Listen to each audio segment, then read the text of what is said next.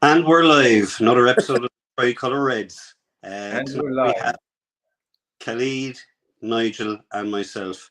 We'll be discussing and dissecting the game against Galatasaray. Obviously, a lot of points to bring up from that game. Some positive, a lot of negative. But this is the roller coaster of being a Manchester United fan. Yes, it seems like this is like the new normal when you have two games at the top level, you win, you're happy, then we're back. But today we're missing the man with the shortest answers, Darragh. He will join maybe later. Greetings from County Wicklow, Dundalk, Kerry, all the way to the Irish Reds. And straight dive into it. We had two rough games. We're speaking mainly about Galatasaray. I was one of the people attending in the stadium, and it's not the reason we lost. But I'm sure it's not the reason. Tough game. Never seen United lose back-to-back games in the UEFA Champions League. Never happened to us since we ever existed. Tough start. Still a lot to play in the group. But Nigel, I'm starting with you tonight. Another defeat, another loss at Old Trafford. We score, but we concede 7 goals in 2 games in the Champions League. Okay, we played Bayern away, but still we conceded 4 there. We conceded 3 here. How did you live the game? How were the ups and downs before we get into the details and the stats? How did you live the game? Um, yeah, to be honest with you, like again, and we probably will chat about it a little bit. I was over on Saturday at the Crystal Palace game, and after the buzz of last week's episode, and it was really it's the hope that kills you. I'm not going to joke with you because we were so poor on Saturday. I really expected Champions League, as we've spoke about here, the nothing like a Champions League night in Old Trafford. And no disrespect to Galatasaray, but we should be beating teams at. I would. We should have to be winning our home matches in the Champions League if we have any hope of progressing. Like we knew a very tough opening game away to Bayern Munich, and then Galatasaray, and now we have back to back with Copenhagen. But I looked at the starting lineup, and I was positive that yeah, it was good, structured, balanced side, and definitely strong enough to get the 3 points.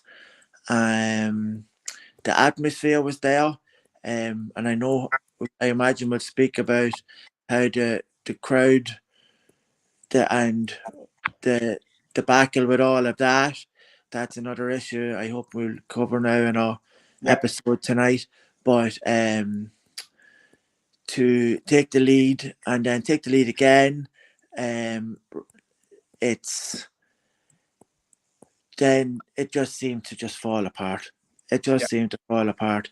Game management was shocking, and I don't really like criticizing players. I find it's counterproductive because at the end of the day, they are international footballers who play for their country, and they are like I am just a fan, same as anyone else watching, and they are on a completely different level than any of us. But I thought it was some performances were just unforgivable. Unforgivable. I don't know if I'm going a wee bit over the top on that because it's to me some of the players I don't think they seem to understand who they are or what they're representing in how they are performing on the pitch. Yeah. It's um it's just I was just very like I can take a defeat. I understand that. That's how football works.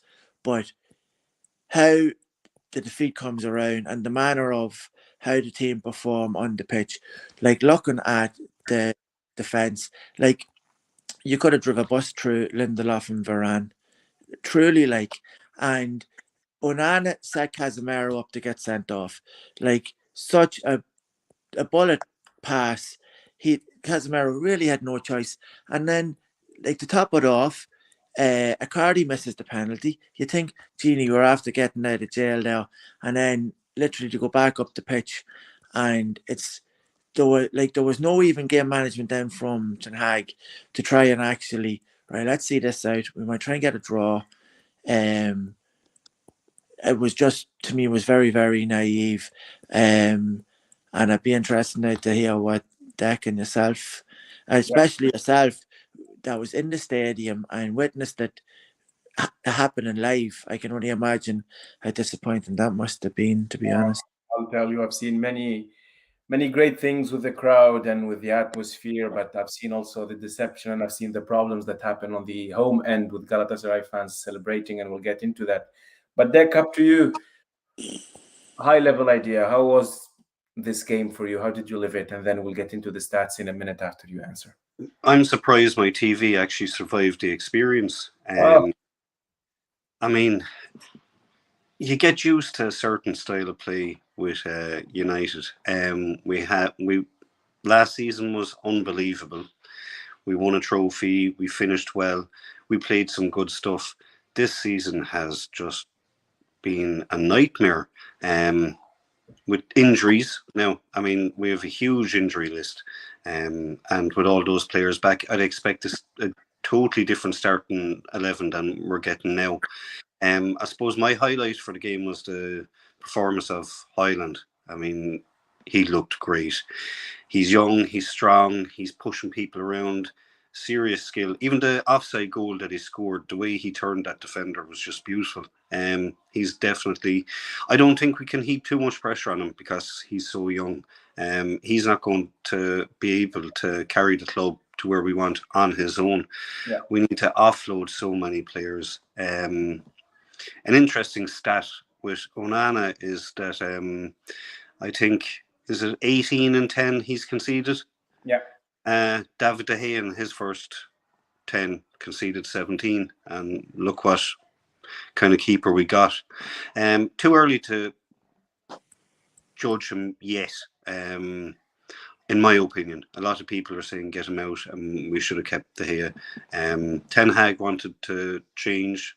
For now, I'm going to back him and hope that Onana comes good. It drove me up the wall seeing his pass out that ended up with Casemiro getting sent off. I mean, he was bought because he can play out from the back. Surely he can tell the difference between a United jersey and a Galatasaray jersey. But look, we're going to have to move on from that defeat. As you said, we've never lost back-to-back Champions League games before. We're going to have to dust ourselves down, get ready for the next game, and start getting a few performances together. Yeah, exactly. And you've mentioned a lot about something that really spoke to me there about Onana, and something that was after the game in the stadium, and everyone, I understand the frustration and how we lost and everything. Everyone I met outside was just, we had enough of Onana, 18 in 10. Not everyone knew about the stat, like De Gea had 17 in 10, I think you said. Yeah. So everyone was saying, yeah, we need the Turkish lad now to start. We need to give someone else the opportunity. And to be fair, I don't think it's the problem. I don't think it's that Onana is the problem. I'd back him as well. And we have a huge problem. Like you can see even in the stands and the frustration and even the fear in the stands when we are playing from the back, or when Icardi is having the pressure on Varane and Lindelof or something. You feel that something will break in the defense and we'll lose it, and that's what happened, over since we started now 10 games, we conceded 18 goals. And I was checking the stats. This hasn't been achieved since 1967. Can you imagine? Since 1967, it never happened to us. And just to also tell you a little bit about what I've seen at the game. So I've seen the great things. I've seen the Stretford Rising, super crazy, more atmosphere as usual. Old Trafford at night is astonishing for those European nights. I almost cried when I heard the anthem. It's my first Champions League game ever. I grew up in Tunisia watching it only on TV. It was amazing to see live, and you can see the energy in the stands and everything, and you can see the Galatasaray flags in the home stands. I understand, and for me, it was a tough thing to see, and I'll tell you later what I saw exactly. But the atmosphere was buzzing. We score, we take the lead, we score again, and then VAR, and it was all in place so we can succeed. But I think we made ourselves lose, because when you leave at the halftime, everyone's discussing how bad is Galatasaray playing. They didn't play well, but we were also bad, and we were stupid. We were stupid. Everyone was just, we can't miss this game. We can't miss this game. And to be fair, it was a better atmosphere than what I usually see in the Premier League. Just the Stratford end didn't stop, and you can see it coming where I sit in Sir Alex Ferguson stand. Usually people will sit most of the game, but this time I was standing for many minutes in the game, which is unusual in Sir Alex Ferguson stand. And the negative point, each time Galatasaray scored, there were people celebrating. For me personally, I know this is tough to say, but I won't have a problem having in a European night in the Premier League. My feedback would be different, but I won't be having negative feedback to have the Turkish lads sitting next to us, as long as even it's a respectful environment and you celebrate in a very respectful way. But what happened is that the minute Galatasaray scores, you hear the bad words, you hear a lot of things said badly from the Turkish lads to the United fans, which made the United fans calling the stewards, get this lad out, get this lad out. He's the Galatasaray. Some had the jerseys, some had the flags, and some had nothing. So you can just see in the goal when they're celebrating and they're screaming, And then it started to kick out. Really, just it wasn't something really nice to see. As someone, I started this content creation just to build empathy between fans, but it wasn't there. It wasn't there. And I understand the frustration also from a huge part of United fans saying, and Darragh said this to me, saying, if I were in Istanbul and I did the same and I celebrated with the Galatasaray fans inside, I won't go out alive. I won't go out. And that's the sad truth. And to be fair, also there was talks about the season ticket holders selling their tickets and to Galatasaray fans, and it's a shame to see. At least if you're selling a ticket, probably would be to another United fella, just help out another red. And it reminded me of what happened to FC Barcelona against Eintracht Frankfurt in that Europa League game where the whole stadium was in white and 30,000 with Frankfurt. But here, I know my feedback is different when it comes to having Galatasaray fans in the home end, but I'll give it up to you. And Nigel, I'm back to you here. How did you see it? How did you judge it? There was a lot of fights. There was a lot of hate comments online and everything. How would you judge what you've seen? I personally think it's a disgrace because it's a health and safety issue at the first and foremost. Because like we've had European nights, so you tell me this, where we played Liverpool in Europe a few years back, I think it was the Europa League. So you tell me that they'd allow Liverpool fans to mix in a Man United? Not a chance. I just don't think it should be done. Like even Man United fans who travel to away games, 99% of them don't wear their colours because of the potential of conflict or stuff like that. And I don't want to come across bad, but Turkish fans and an awful lot of sort of more Eastern European fans would be notorious for causing trouble. And I don't know if that's the right way to put it or stuff like that. But like and England and English like clubs in Europe have had major issues with Turkish clubs in the past. As we all know, the very unfortunate incident with the Leeds fans going many years back. And like there's nothing to suggest there couldn't have been some level of an incident like that. Because for fact, and Dad can back me up on this because he knows this lad too, from Galway, who was over from Ireland at the game, and he was pushed by Galatasaray fans, and he ended up requiring first aid because he landed between the seats and hurt himself. So how can and like I have read even something earlier on today where a fan emailed the club and pretty much vented about Turkish fans or just away fans, not the mad Turkish fans, away fans being allowed all around various pockets of the stadium. And it was a shocking response even from the club, that the club has some some responsibility to provide away fans tickets in general areas of the ground. That just doesn't happen. I just don't understand it. And like, then in more heartbreaking scenes, to see them being raised up on their shoulders to pull banners down from the stands and taunting fans on the level above them, like, just disgraceful. And then the club coming out and not condemning this in the most serious type of a way. Like, again, I'd like to hear what Dak thinks about this. I can only imagine. But like, the disrespect for any fans to come and try and vandalize your stadium, vandalize, in my eyes, sacred things that should never ever be touched by anyone, but particularly away fans. Like, you just don't hear Manchester United fans going anywhere, or not just Manchester United, really anyone going and causing scenes like this, because it just doesn't get done. And I'm still stunned. And even today, there's been an awful lot of chat in our own particular, our Suki Red Devils group, and there's another particularly good group, Manchester is Red group, about the scenes that happened in uh, Tuesday night. And like, I watched your videos from your own Instagram content and stuff, and it was great to see you interacting with the fans outside and just asking like different questions, this, that, and the other, and no problems at all. But what happened a few hours later, not for Yeah. me. That's just too much. I would agree with a lot of things that you said. As long as you break the respect barrier, it's a problem. Like pulling out the banner or whatever, I won't accept that. Just don't get me wrong. But I'm curious here to see Deck's point of view also. Just Deck, you're straight to the point. I know you're blunt. Give us your verdict.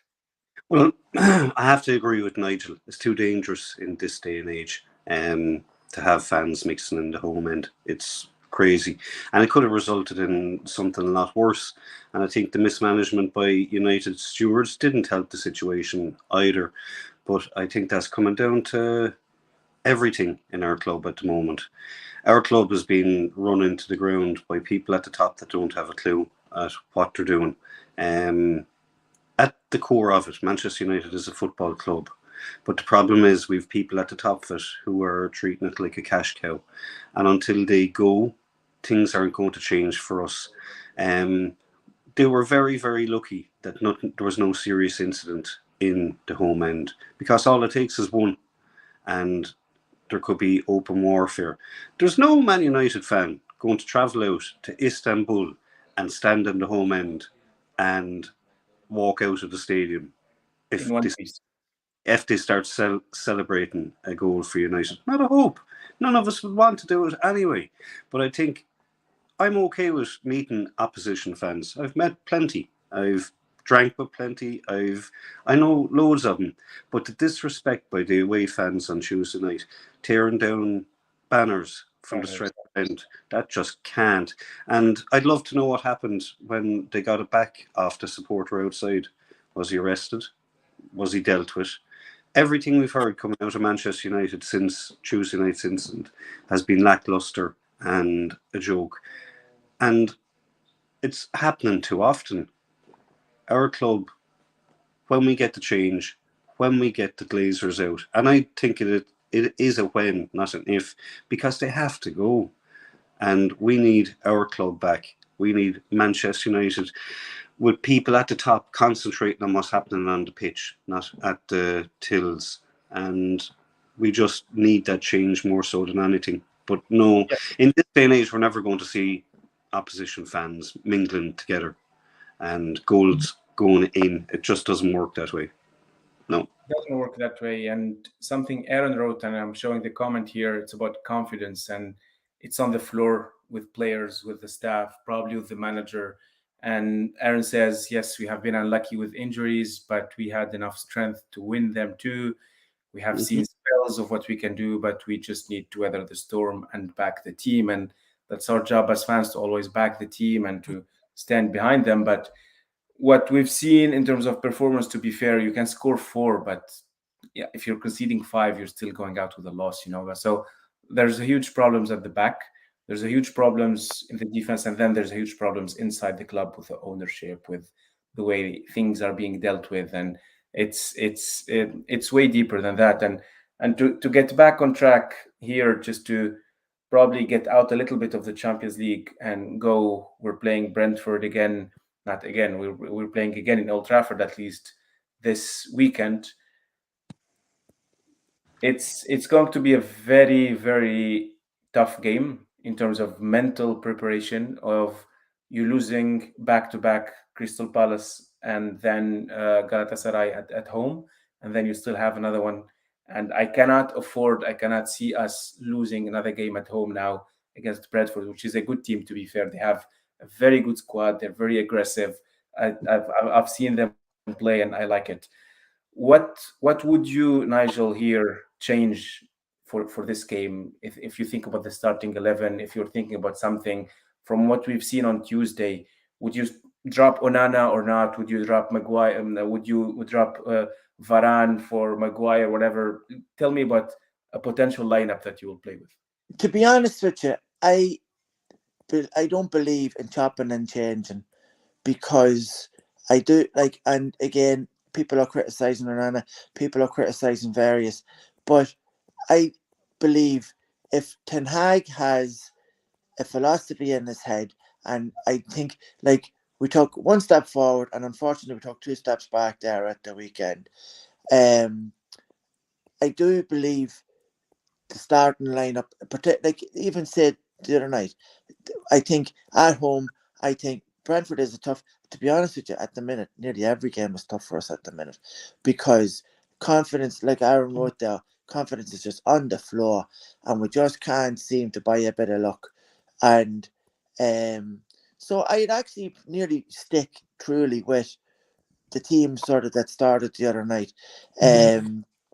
Maybe I'd give Garnacho a wee bit more game time. I think he is showing serious flashes, and the likes of where Rasmus, you've seen it. Like if Garnacho's coming down one side and creating, I think that could be a very, very good partnership, where you look back down through the years, say that your David Beckhams and Ruben Nistelrooys and things like that. Like you could be on baby steps of coming back to something, because there's definitely, like, Mason Mount is starting to show he's very honest. I'm still a little bit unsure about him, but like there's a few others there now who don't seem to be getting any criticism, which sort of is strange. I think Marcus Rashford has been, like, I think he's a little bit scared too, because like he broke the other day and everyone's sort of on his back about passing, and then like everyone knows what happened. He was gone. There was no one catching him, and then he makes the decision to. Bruno couldn't get anywhere close to him, Yeah. and then to try and square it. Well, he should have just took it on. But that's the problems of the team now at the minute. They don't know what to do right for doing wrong, because they're going to get criticised either way. Do you know that sort? Do you know what I mean? Like, so, but no, you have to back the team, and I think you have, like, that's key, because at the end of the day, that's our job as supporters, to get behind them, because at the end, like me sitting on Facebook or Instagram or something like that and criticizing players, what benefit is that? I don't see anything. I don't see any to that, and that's all we've got. And like again, that can sort of testimony to this. Like, we have to have post approval on now from nearly the start of a match, because fans just say literally anything. There's no filter on some things that people will say, but I just don't understand it. But no, I'm gonna back us for a win, because I do think the Hojlund really, it could be something special. He's a Yeah. player that we have craved for years. We haven't had a true striker, in my opinion. since maybe Van Persie or Van Nistelrooy going back a little bit further. And if things is going to change, we have to back the team, back the players that Ten Hag has chosen to bring in, because I've read reports there already of trying to do a deal for Jan Oblak. Like, what's wrong with the other lad, the Turkish lad? Maybe get, like, in terms of even say the Carabao Cup or something like that, where you would have given players a chance of pitch minutes. But I think maybe he made the decision because he had the clean sheet, right? We had to double down and we got another victory. And so obviously then we all know what's after happening in the last two games. But speaking of Hojlund, also something I saw in the stadium that after the game, I don't know, was it on TV or not? He made a walk around the stadium, kind of like apologizing to fans, which was super interesting to see, to show the character and the mindset and the mentality here with this player. And Deck, up to you quickly in probably 90 seconds. How can we recover in the weekend with Brentford game? They're just going to have to go again. I think the problem is we have a lot of players there that don't realise that who they're playing for. You know, they don't understand the history of it. And you've just the fact that Hojlund did that with the crowd after the game. I mean, that just shows his mentality. We just need 11 players with that. I wouldn't be dropping Onana either. I don't think that'll do any good at the moment. I think we're going to have to give him a bit more time. Ten Hag wanted him, so we're going to have to trust him. Bit surprised Hannibal came off at halftime last day. I thought he was having a great game. I really did. So I would expect him to start again. I definitely would give more game time to Garnacho. Give him more time. He's going to build. He needs to build a bigger platform for himself on the pitch, and he's an exciting talent. Do I think we can beat Brentford? We've everything in our capabilities of beating Brentford. We just have to cut out the sloppiness of scoring a goal and then giving them a handy one 3-4 minutes later. We need better game time management. We just need to concentrate more. We need to become a team, and we need 11 players fighting for the crest that we all have. You know, so yeah, I'm going for a win. Hopefully we'll be having a happier podcast next week, you know. Hopefully. And we've got our star who's walking somewhere, I don't know where, maybe. Are you in Cork, Darragh? I muted you because you had a lot of background audio.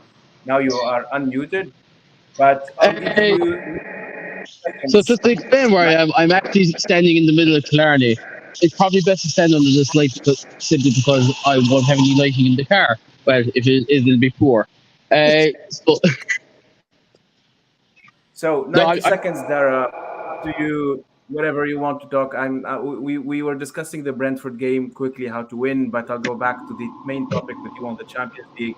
I know we discussed this offline, but how was your experience watching the Galatasaray fans celebrating the home end and ripping the banner that happened at Old Trafford? Honestly, it was like the whole game was just a disappointment. It was like, as we've all discussed, I'm sure you probably mentioned earlier in the podcast, started off with the wind. So basically, my opinion was that the Highlands performance should have outdone the whole scenario, but it was just pure disappointment. Like, our defense was just very poor. Like, you want to be playing the high line defense, but at the same time, it was just very poor on an overall front.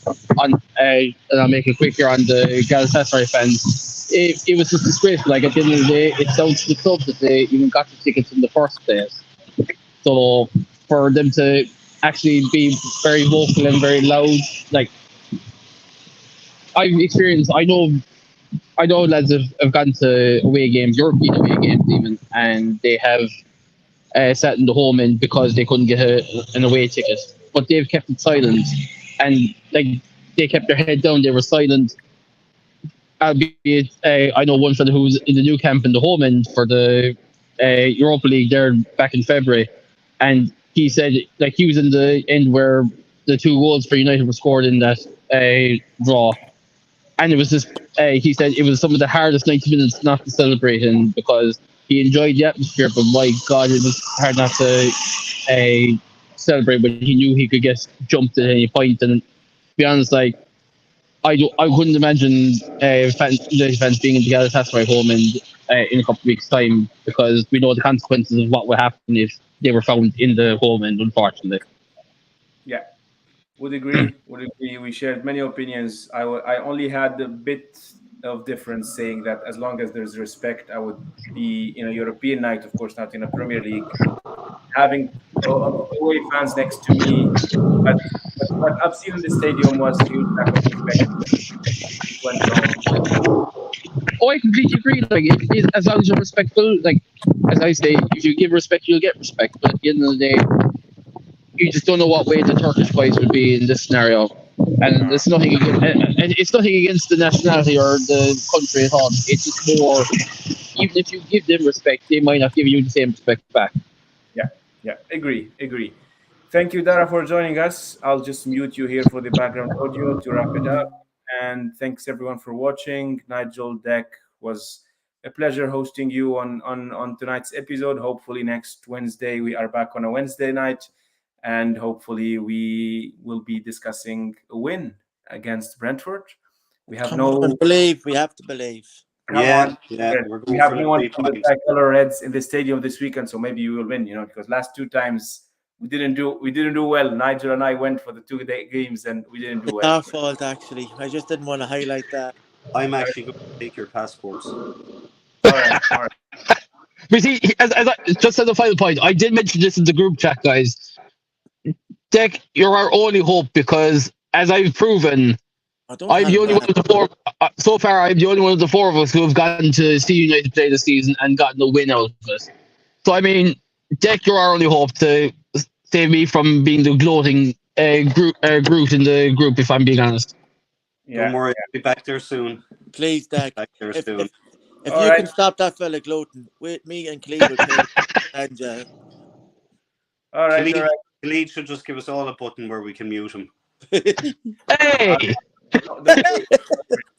All right, lads. Thank you very much for joining. Thank you for Aaron, for Aidan Jai, for Liam, who tuned in from Manchester. I met Liam outside of Old Trafford. He says Ten Hag out. I say the Tricolor Reds will still back Ten Hag. For Liam, not yet. And even if we lose again, we still back Ten Hag for the project. Thanks for joining, everyone, and see you next week. See you next week, folks. Thanks a million. Bye-bye. See you, lads. Thanks very much, guys.